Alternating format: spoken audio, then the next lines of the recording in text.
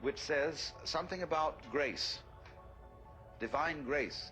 There must come about something in you, a change, which you can't produce. And if you try to produce it, you will be a victim of spiritual pride. But on the other hand, all teachers are universally saying, you've got to make an effort. There's some discipline, there is something you must do. Well, that's the only way to get it across to people. That you, as a separate effort maker, are a myth, are a phantasm. Because if you really try to control your mind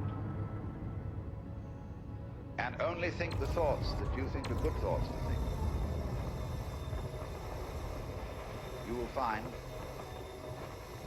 that you're going round in a circle. Krishnamurti is awfully good at pointing this out. When people ask him, how do you meditate? He says, why do you want to meditate? Why are you concentrating? Why are you saying prayers?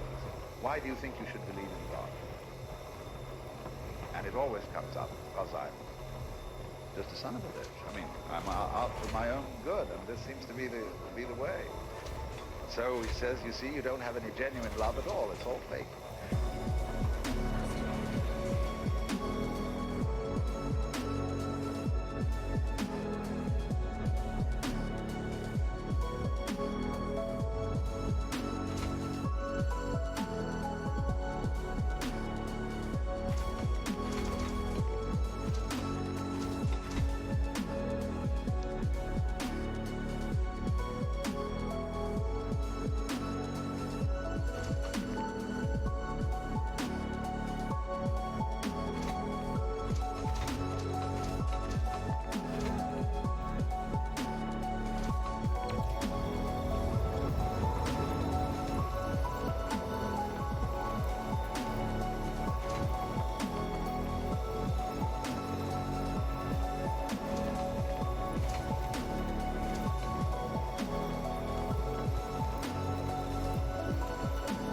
So you have to find, first of all, where the genuine love is.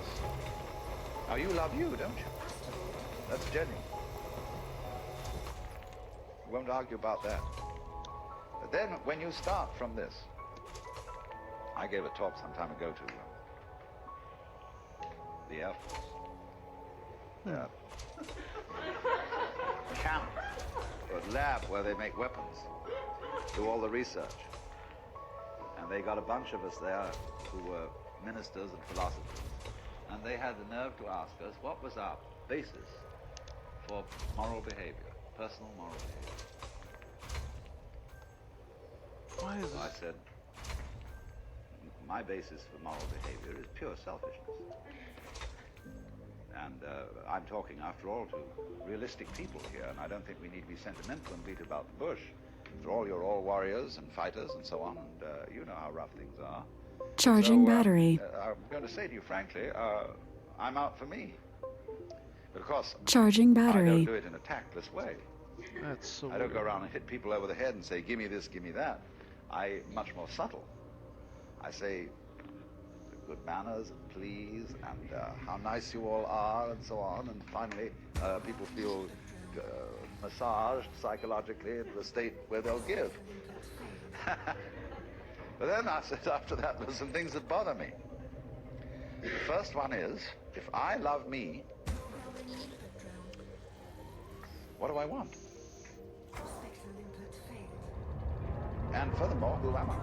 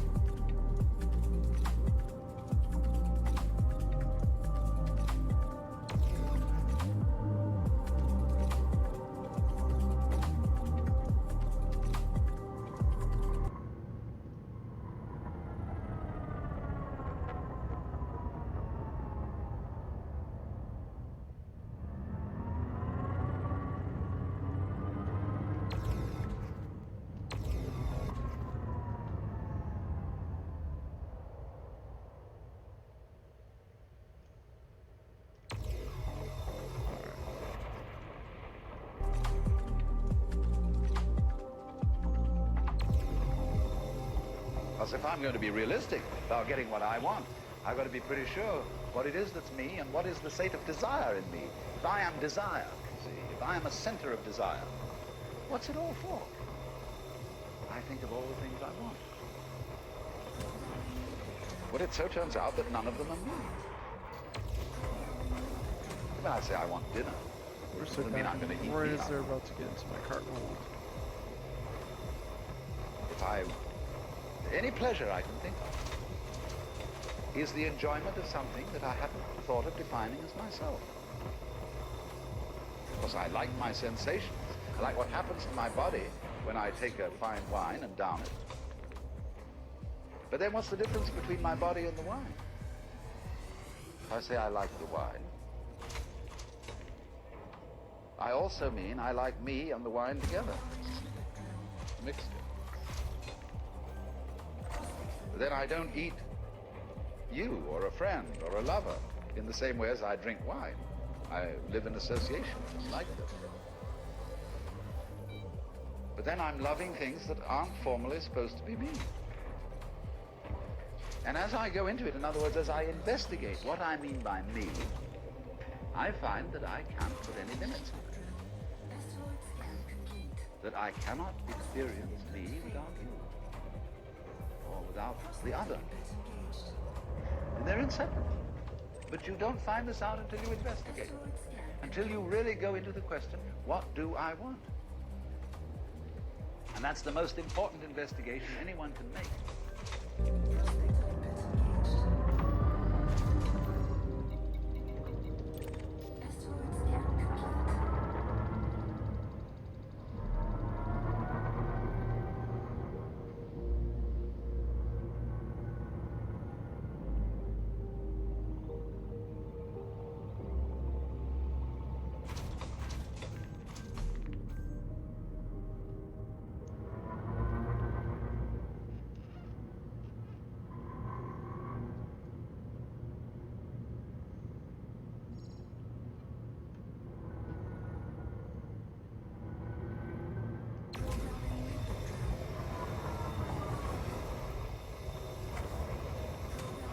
When I need to grow my business, I use Fiverr. I found a designer for my logo, a programmer for my website, writers for my...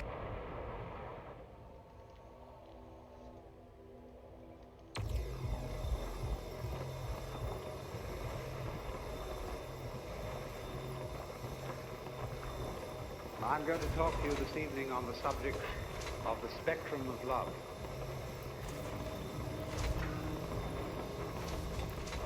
We know that from time to time there arise among human beings people who seem to exude love as naturally as the sun gives out heat. We would like to be like that, and by and large, man's religions are attempts to cultivate that same power in ordinary people. But unfortunately, they normally go about this task as one would attempt to make the tail wag the dog. I remember when I was a small boy in school, I was enormously interested in being This is an able older to do my lecture. schoolwork He properly. was gonna close to death. And everybody told me that I didn't work hard enough and that I ought to work. I had an intense desire to do this, but when I asked, how do you work, everybody shut up like a clam. So I was extremely puzzled, but there were teachers who apparently knew how to work and had attained considerable heights of scholarship, and I admired them very much for their attainments. And so I thought that maybe I could learn the secret by copying their mannerisms. I would imitate the style of handwriting that they used. I would use the same kind of pen. I would affect the same mannerisms of speech and gesture, and insofar as I could get around the school uniform, even of clothing. I must assure you this, of course, was a private school in England, not a public school in America. But none of this revealed the secret, because I was, as it were, copying the outward symptoms and knew nothing of the inner fountain of being able to work. And exactly the same thing is true in the case of people who love. When we study the behavior of people who have the power of love within them, we can catalog how they behave in various situations, and out of this catalog formulate some rules. One of the peculiar things we notice about people who have this astonishing universal love is that they are apt, but not always so, but they are apt very often to play it rather cool on sexual love. The reason for this is, generally speaking, unknown to preachers, but it is because an erotic relationship with the external world operates, so far as they're concerned, between that world and every single nerve ending. Their whole organism, in all its aspects, physical, psychological, and spiritual, is an erogenous zone. And therefore, their flow of love is not specialized or canalized so exclusively in the genital system. This guy's from as like it is with most other the people. 30s and 40s. Especially And in he's a the most culture such amazing as guy. ours, where for so many centuries that particular expression Pretty much of erotic expanded love on metaphysics. has been so marvelously repressed as to make it seem the most desirable kind of love that there is. And so we have, as a result of 2,000 years of Christianity, sex on the brain.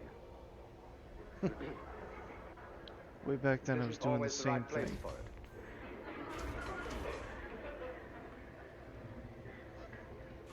Of course, also, people who exude love are apt to give things away. They are, in every way, like rivers. They stream. And so when they collect possessions and things that they like, they are apt to give them to other people. Because if you ever notice that when you start giving things away, you keep getting more. In the same way as you empty out, you create a vacuum, nature abhors a vacuum, and more flows in. So, noticing this, the codifiers of loving behavior write down that you should give so much money to tax-deductible institutions and to the poor, and that you should be nice to people, that you should act towards your relatives and your friends, and indeed even your enemies, as if you love them, even if you don't. And of course, for Christians and Jews and believers in God, there is a peculiarly difficult task enjoined upon us, namely, that thou shalt love the Lord thy God. And not only here, going through the motions of it externally, but with all your heart, with all your soul, and with all your mind. And that is, of course, very demanding indeed. But you see what is happening. It is as if, for example, we admired the music of a certain composer, and having studied his style very thoroughly, we draw up rules of musical composition based on the behavior of this composer. We then go to send our children to music school, where they learn these rules, in the hope that if they apply them, they also will turn into first-class musicians, which they usually fail to do. Because what might be called the technique of music, as well as the technique of morals, as well as, say, the technique of speech, of language, is very valuable because it gives you something to express if, and I repeat, if you have anything to express. But if you don't have anything to say, not even the greatest mastery of English will stand you in good stead, unless you can manage to fool your listeners by talking beautiful nonsense and make it sound profound. Now, so the question and the puzzle remains. You cannot imitate this thing. There is no way of getting it, and yet it is absolutely essential that we have it. Because obviously, the human race is not going to flourish harmoniously unless we are enabled to love each other. But the question is, how do you get it? Is it something you simply have to contract like measles? Or is, as theologians say, is it a gift of divine grace, which somehow is dished out to some but not to others. And if there is no way of getting divine grace by anything you do, as the Calvinists aver, then we'd better just sit around and wait until something happens. Although Calvinists never did that. They were almost depressingly energetic. But surely we can't be left in that kind of a hopeless situation. There must be some way of getting the grace or getting divine charity or love, some sort of wangle, some sort of way in which we can, as it were, open ourselves so as to become conduit pipes for the flow. And so the more subtle preachers try to see if we can open ourselves and teach methods of meditation and spiritual discipline in the hope that we can contact this power. The less subtle preachers simply say, you don't have enough faith, you don't have enough guts, you don't have enough willpower. If you only put your your shoulder to the wheel and shoved, you would be, of course, an exemplar and a saint. Actually, you will only be an extremely clever hypocrite. The whole history of religion is a history of the failure of preaching. Preaching is moral violence.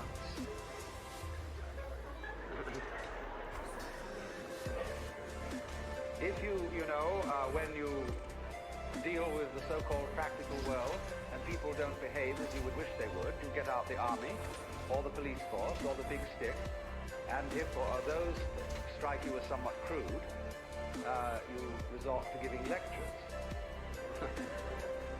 And I mean lectures in the sense of a pie jaw, a solemn adjuration and exhortation to behave better next time.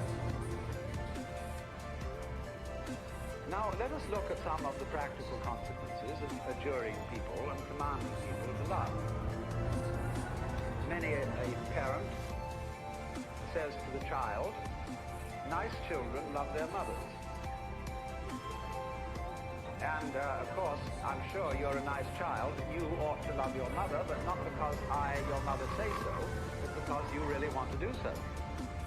Because one of the difficulties is none of us in our heart of hearts respect love which is not freely given. If, for example, you are an ailing parent and you need to be looked after and you have a son or daughter who feels dutifully that they should look after you because, after all, you've done so much for them. But this somehow, your living with your father or mother prevents you from having a home and a life of your own. Naturally, you resent this duty, and your parent is well aware that you resent it, even if they pretend to ignore it.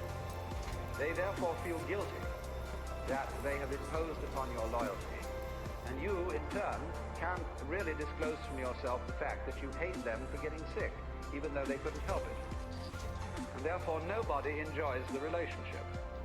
It is a painful duty carried out. And the same thing would naturally happen if, after a number of years, having at the altar made a solemn and terrible promise that you would love your wife and husband, come what may, forever and ever, till death do you part, and then suddenly you find you really haven't the heart in you to do it anymore, then you feel guilty, and that you ought to love your wife, family, or whatever. And naturally, this is a sort of fiasco, as would be obvious, if you were to ask your wife, do you really love me? And she were to reply, I'm trying very hard to do so.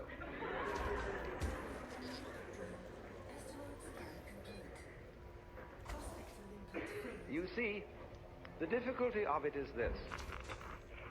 You cannot teach a selfish person to be unselfish by any means. That is to say, whatever a selfish person does, whether it be giving his body to be burned or giving all that he possesses to the poor, he will still do it in a selfish way of feeling. And he will be able to do this with extreme cunning, a marvelous self-deception, and deception of others besides. But the consequences of fake love are almost invariably destructive, because they build up resentment on the part of the person who does the fake loving, as well as on the part of those who are its recipients. This is why the foreign aid program has been such a dismal failure. Now, of course, you may say that I'm talking in a very impractical way, because you would say, well, do we just have to sit around and wait until we become inwardly converted and learn through the grace of God or some sort of magic how to love, and in the meantime do nothing about it and conduct ourselves as selfishly as we feel? There is, as a matter of fact, something to be said for that. Because the first problem in the whole of this is honesty. And the reason why the Lord God says at the beginning of things, thou shalt love the Lord thy God with all thy heart and with all thy soul and with all thy mind, is not because the Lord God is stupid, but because he's very clever. That which appears to be a commandment is actually a challenge, or what in Zen Buddhism would be called a koan, a spiritual problem. Because if you exercise yourself resolutely in trying to love God and or your neighbor, you will find that you get more and more tangled up. You will realize increasingly that the reason why you are attempting to obey this as a commandment is that you want to be the right kind of person. And obviously you want to be the right kind of person for your own reasons. Everyone wants to be the right kind of person So if all the time. you do, That's why in you the first change your place, feel behavior. selfish and come to the conclusion, as a result of trying various experiments with love, that you love yourself more than anybody else,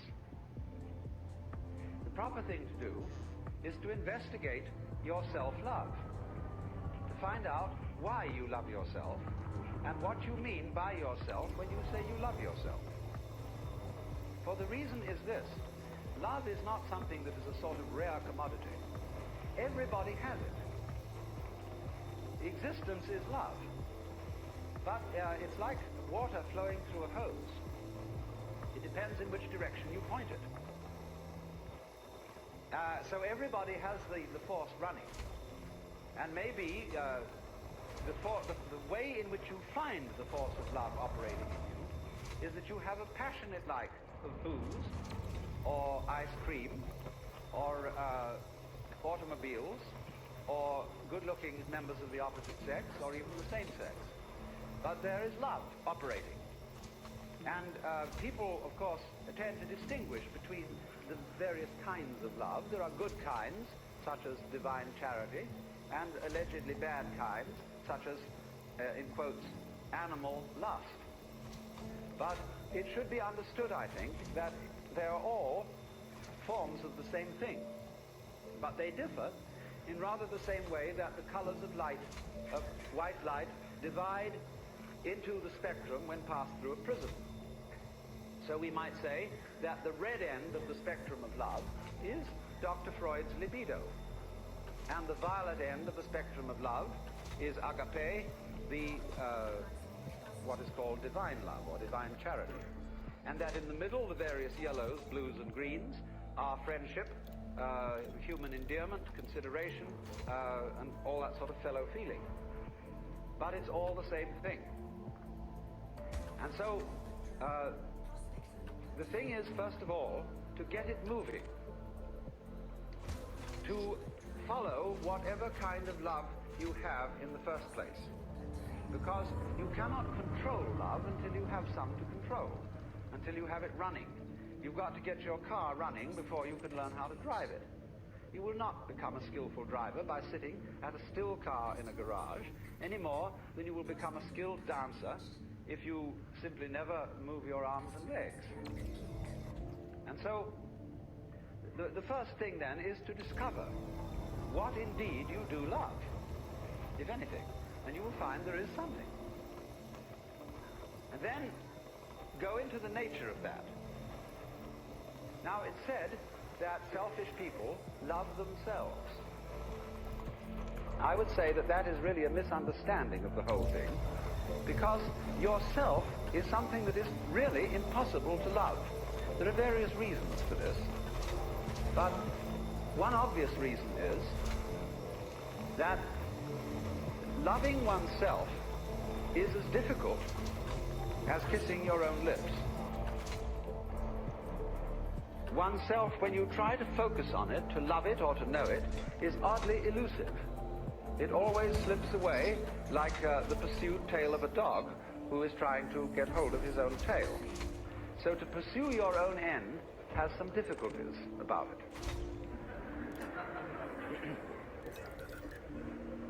If you explore what you love when you say you love yourself, you will make the startling discovery that everything you love is something which you thought was other than yourself. Even if it be very ordinary things such as ice cream or booze, in the conventional sense, booze is not you, nor is ice cream. It turns into you in a manner of speaking when you consume it, but then you don't have it anymore.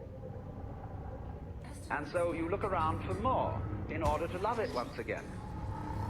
But so long as you love it, you see, it's never you. When you love people, even however selfishly you love them, because of the pleasant sensations they give to you, still, it is somebody else that you love. And as you inquire into this, as you follow honestly your own selfishness, many interesting transformations begin to come about in you. One of the most interesting transformations of being directly and honestly selfish, in the same way that, for example, cats are, is that you stop deceiving people. A great deal of damage is done in practical human relations by saying that you love people, when what you mean is that you ought to, and you don't really. You give the wrong impression, and people begin to expect things of you which you're never going to come through with. We have been taught, for example, that we ought to love our enemies. Now, we don't really understand what it means to love our enemies. We think it means to be charitable towards them in the hope that we will convert them, and so that they will cease to be our enemies. The real reason for loving enemies is that one needs enemies. I get more if people talked. They're terribly important to you. It's For only you on there example, I right now. think that some of you here feel that you belong to a nice set of people. The whole It may thing is, be though, an this isn't my ordinary normal kind of streaming bourgeois, time, so coterie I just kind of got pleasant on here. squares. Or it may be a church group of some kind, a club, or a special cult, or just a group of friendly drinkers. But at any rate, you feel that by virtue of membership in this society, you belong to a special in-group of nice or saved people. Now, when you consider what nice people talk about when they sit round the dinner table and have an opportunity to nurture their collective ego, you will find that the most fascinating topic of conversation is the nasty people. How awful they are, what dreadful things they do, and what is it all coming to. And this very, very satisfactory, condemnatory conversation nurtures your ego. But people who do that don't seem to realize that they thereby depend on the nasty people in order to know that they're nice. They are, as a matter of fact, highly indebted to them. On the other side of the picture, the nasty people, they, on their side, consider that they really are the best people, and nurture their collective ego by blasting the bourgeoisie, the squares, the wasps, know-nothings, or whoever they may be. And so, for the collective ego of the non-squares, the squares are extremely necessary. If they were to disappear tomorrow, many of us would lose a cause. Now, the minute you begin to become aware of this, it's rather embarrassing. It's, of course, humorous, and I'm glad that you see this. Because at once you begin to realize how much you depend on an enemy, or an outsider, or a group of damned people as distinct from your own group of saved people. And so you begin to realize that if your collective ego, or yourself, depends on your being on the in, but you can only be on the in with relation to something that is out. And since the in and the out are inseparable if there is to be any in or any out, you suddenly discover that your self is bigger than you thought it was. It includes the other, and you can't do without it. This brings about a fundamental change in the understanding of the meaning and nature of self.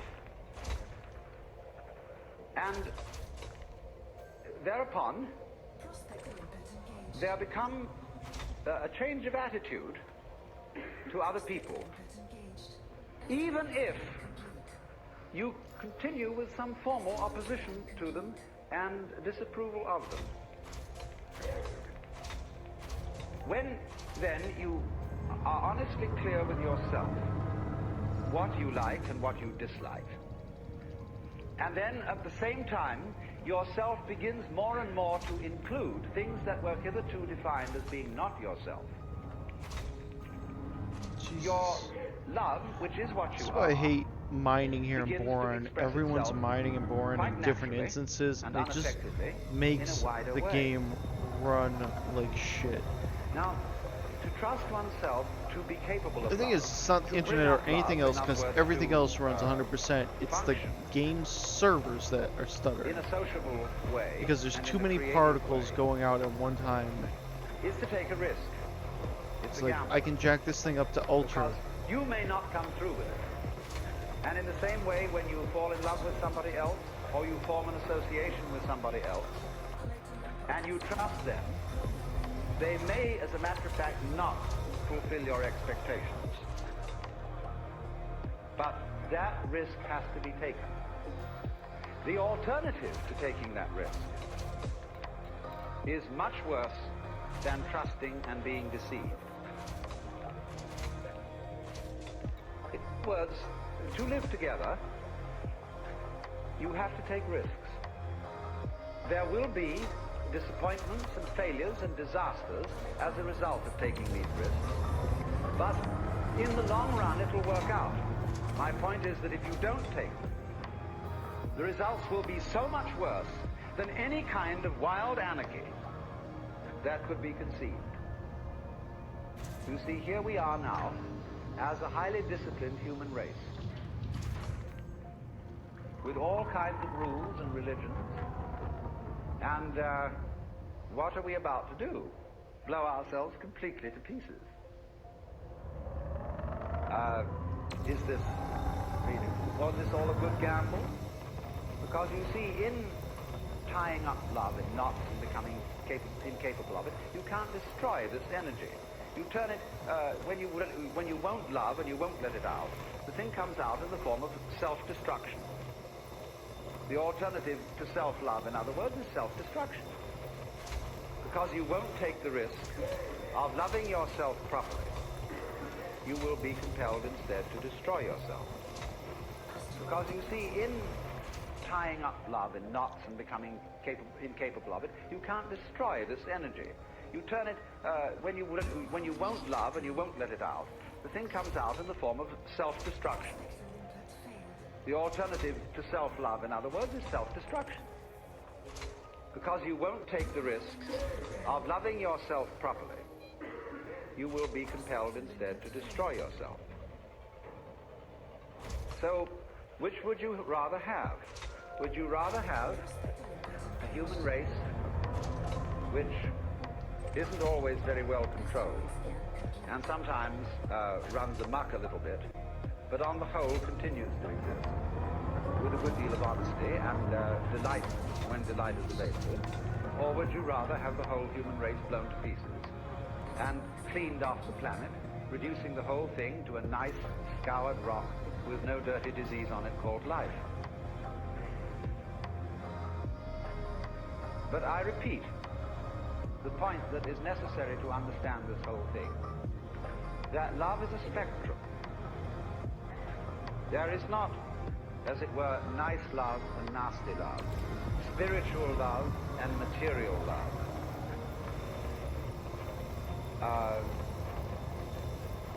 mature affection on the one hand and infatuation on the other. These are all forms of the same energy. And you have to take it and let it grow where you find it.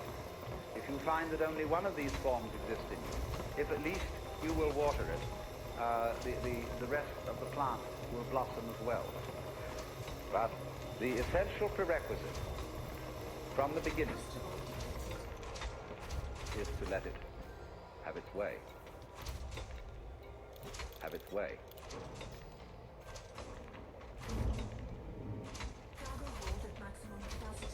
No, it's not.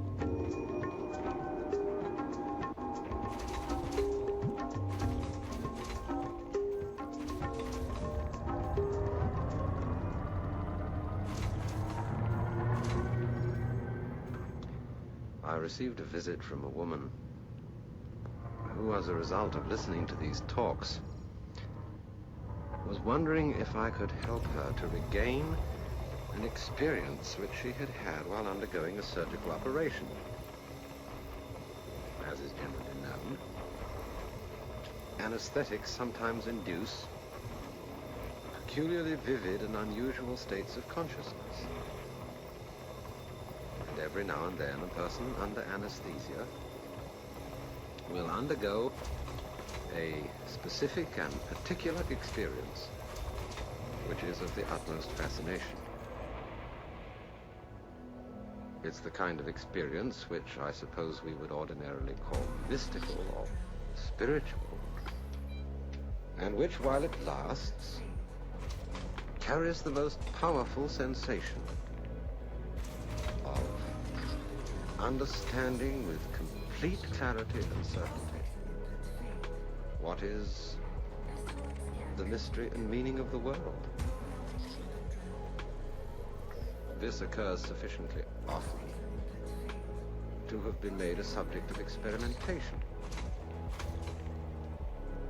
Perhaps you know the story of the investigator who took doses of anesthetic for this purpose and equipped himself with pencil and paper to record at the moment of awakening whatever revelation might have been given to him. Fortunately, the expected experience took place, and for a brief period the investigator had the vivid conviction of complete comprehension of this universe of life and death. Because he was chemically He altered. regained waking consciousness, with the tail end of the sensation still upon him, grabbed the pencil, and swiftly recorded the essential content of the experience just before it faded. After several minutes, during which his mind returned to its normal state, he looked at what he had written. And there upon the paper was the following immensely profound observation. Everything in this universe is the smell of burnt almonds. I suppose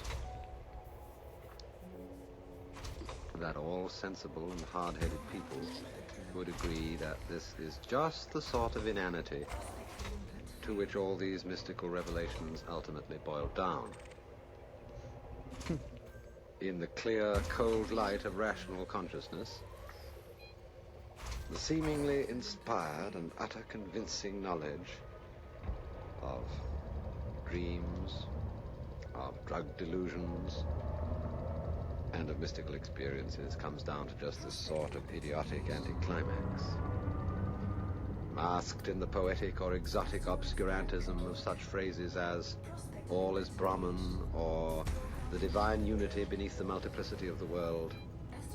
It may sound for a moment as if it meant something, but the essential nonsense of these feelings and the purely subjective character of the sense of insight which they involve at once becomes obvious when Brahman, the divine unity, is replaced by the smell of burnt almonds. We might settle for this conclusion if some of us had not had the same sensation, not under drugs or hypnosis, but when very wide awake. I, for one, will not quarrel with the smell of burnt almonds as the key to the mystery. I like it much better and feel it makes much more sense than Brahman or the divine unity. For its very banality, its very consequential silliness, brings out the real significance of the experience in question. For the importance of the mystical revelation does not lie in the precise nature of what everything in this universe is.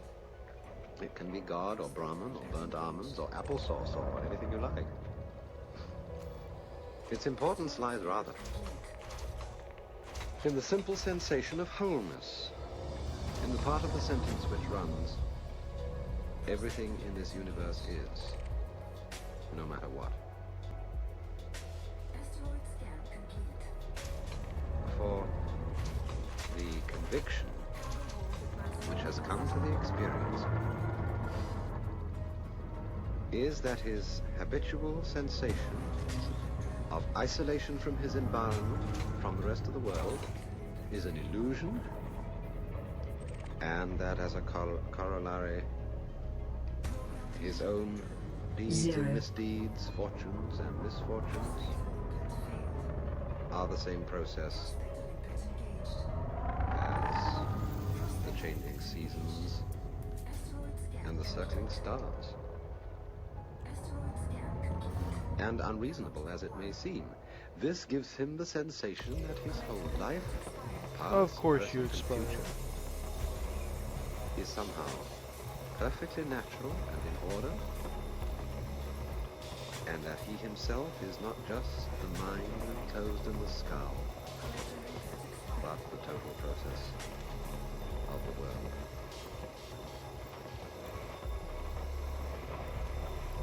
The significance of this experience does not, I think, lie in any consequences or conclusions which might be drawn from it. It is not an important experience in the sense that it is useful for some other purpose.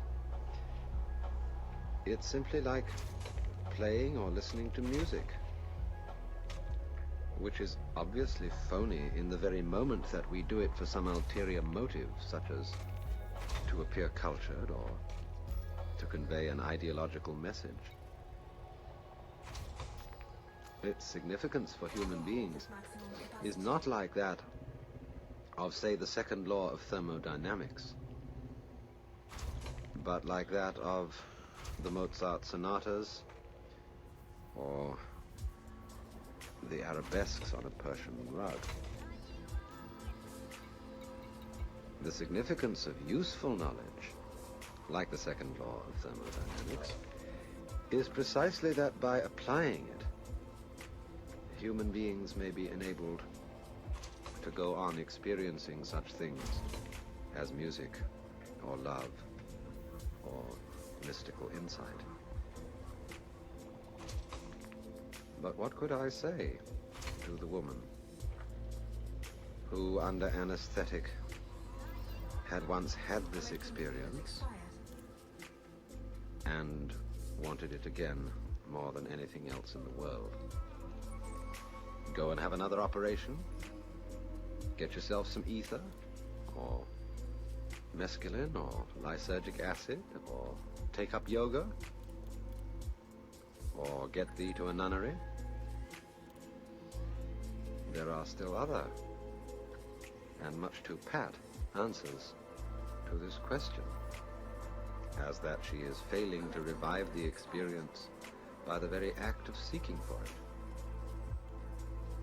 As well tell a starving man that his very hunger is what prevents him from finding food. For once a person has had an experience of this kind, he is gone. It's easier to get rid of an addiction to heroin, or to choose something more natural, to get rid of the love of the opposite sex. No, I could better say something like this.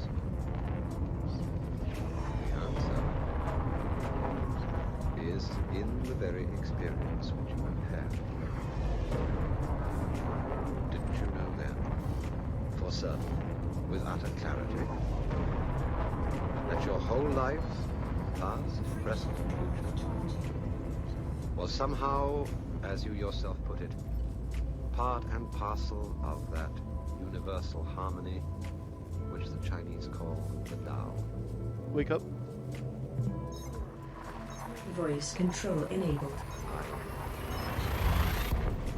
You have Sometimes 3 jumps left. Thank you. phrases like universal harmony are so You're welcome, sir. so almost slashing sentimental.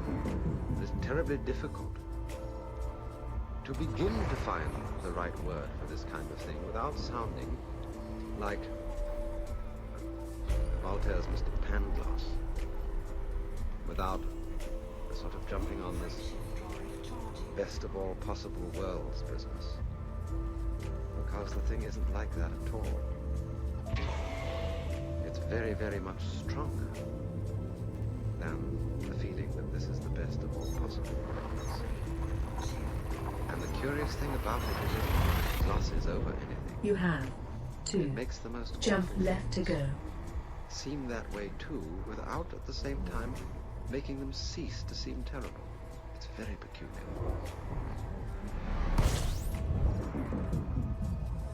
Well, she had seen then, for certain, at the time of that experience, seen with total clarity, that her whole past, present, and future life was in some way part and parcel of what we are perforce driven to call the universal harmony of the Tao. But what one doesn't seem to understand then is that this still remains true of what one is today. You are in the stream when seeking for what you have lost, and when feeling perfectly ordinary, no less than when you were in ecstasy. Jumping to next system. You're not feeling the experience, Thank you, Data. and you're striving to regain it, Kerman Vega. is, as a matter of fact, Yes, sir. Say hello to the very stream. future I am Vega. saw to be in I am such an artificial perfect intelligence, a construct. Let me remind you of a celebrated tale that was told Fascinating. by Sri Ramakrishna.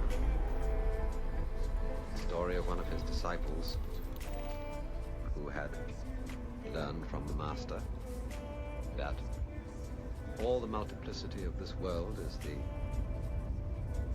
illusory outward form of the one eternal divine Brahman underlying the entire process.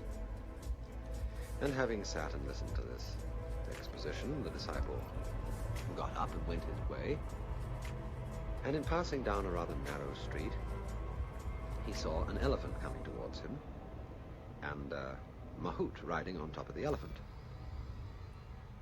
Well, the Mahout saw the disciple wandering down the center of the road and shouted at him, "Hey you, get out of the way! This elephant isn't very nice." But the disciple thought, now the master, Ramakrishna, has told me that I am Brahman, and that everything is Brahman, and therefore the elephant is Brahman, and therefore it will be perfectly all right if I walk straight along. The elephant will do me no harm, since I realize this to be true. So he ignored the warning of the Mahout and approached the elephant, and the elephant swung his trunk and swatted that disciple hard and threw him into the ditch where he was scratched with the brambles. Well, he was very upset, and he came crawling back to Sri Ramakrishna and said, "Master, you have deceived me. I understood that everything is Brahman, and I am Brahman, all other creatures. Is that not so, Master?" And the Master said, "Yes, it is so." Well, he said, "I was walking out on the road, and I saw this elephant coming towards me. And it didn't seem to me to be necessary to get out of the way when the Mahout riding the elephant warned me to do so, because I figured that I was Brahman and the elephant was Brahman, and I could come to no harm. You stupid man, said Sri Ramakrishna. You didn't realize that the voice of the Mahout was also Brahman, and you should have heeded that too. So also in this case. The one who is trying to regain the vision is the disciple. And the vision they're trying to regain is the elephant. But the way you are actually feeling now, and which you are ignoring because of your eagerness, that is the voice of your commander. That too is mine.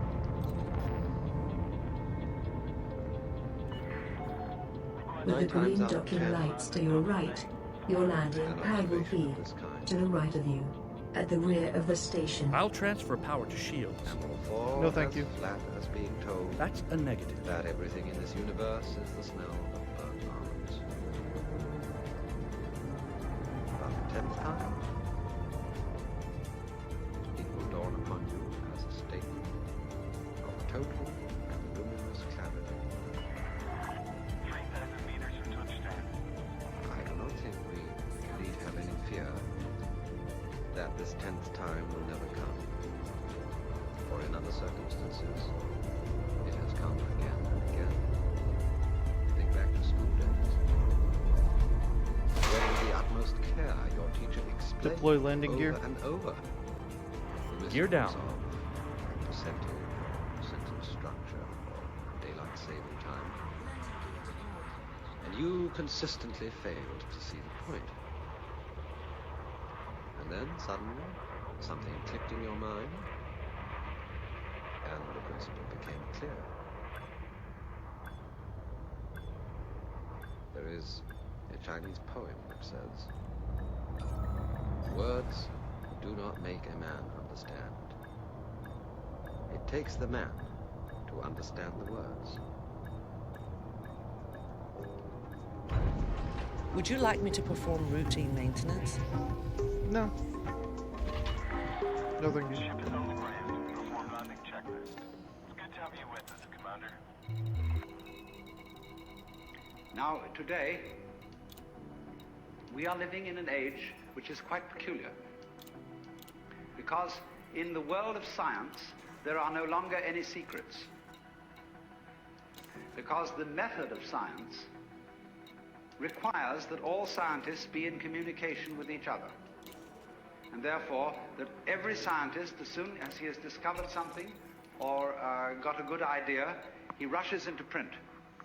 And it's important for him to do so, because some other scientist somewhere else in the world might be thinking about something on the same lines and would be stimulated in his work by this man's speculations, even if not by discoveries. And so the whole scientific world tries to remain in communication. That's that. And for this reason, it was